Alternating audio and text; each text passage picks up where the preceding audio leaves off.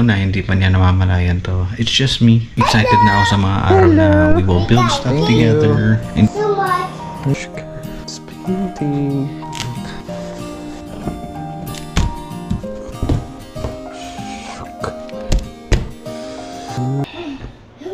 Alon, say hi. Hi. Hi. Hi. So, see that gulo? Medyo maayos to nung bago natin ginawa. Siyempre, chaos again. Pero today, I thought of something. Remake natin.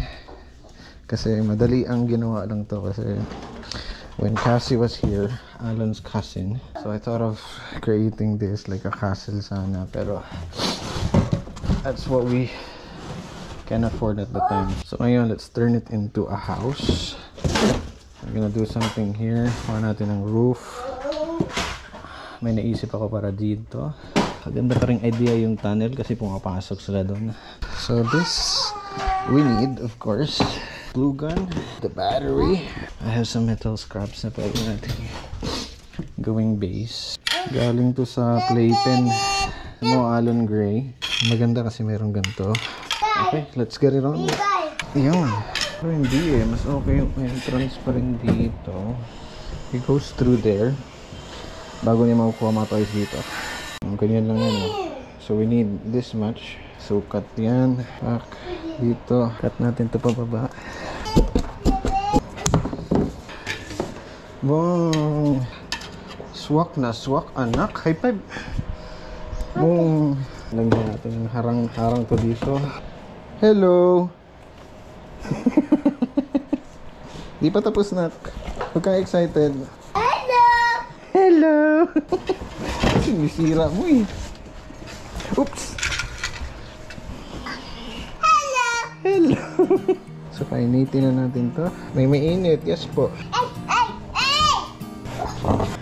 Reload na. Reload. Chik chik. Tapos ito. Thank you. So much. Thank you so much. Bait naman ng helper ko. Tak, tak. Okay. Ganyan dito. Ganyan at ganyan. Tuloy na natin to doon. Maybe a different kind of opening. Should use this para dito. Dito. Pag James Bala. Back. So it looks like we can do something like this. Back. Yan o.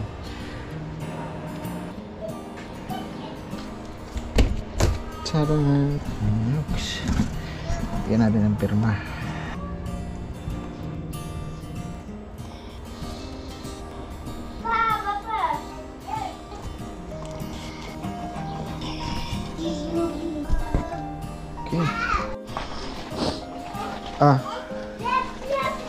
Okay, sleep ka muna. Sleep muna, okay? Okay. Break time muna tayo. Break time kasi we have some work back there. My work. And we're gonna do some cooking. And then tuloy natin yan.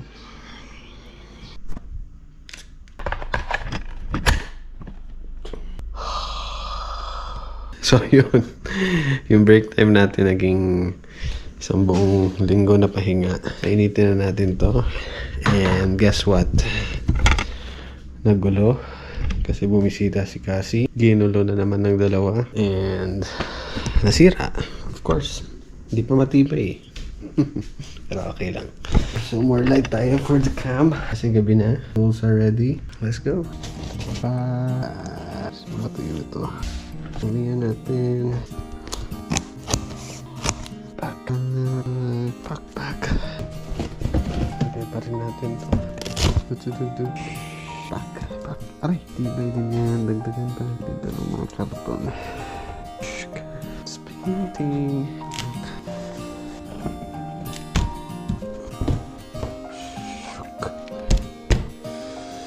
Ganito ko kapag dapat. Tapos yan. Pack. so this we have. Hindi natin pampatibay. Okay, so ganito gagawin natin. Shuk. Lagyan natin yan. Matibay. Huwag ka mapasok. Shuk. Back. What this does is, straight lang siya. Hindi natin patagalin pa. Huwag ka matayo. Shuk. Ayan.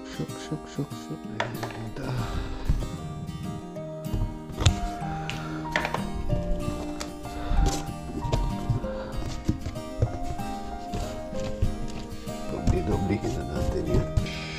Chuk. Finishing. Push.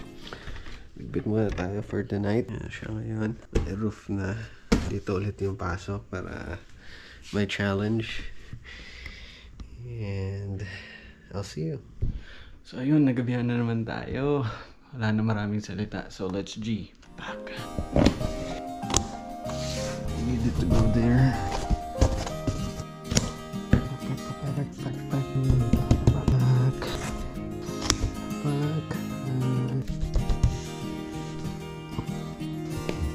Kunin natin yan. Back.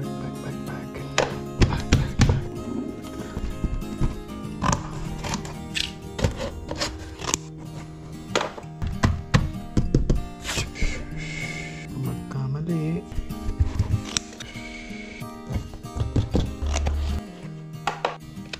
So there. It's not finished though. Matibay-tibay na siya. Yan. That's how it looks in the inside. But of course, di pa yan tapos. We're gonna make use of this. I will transition this into something like this.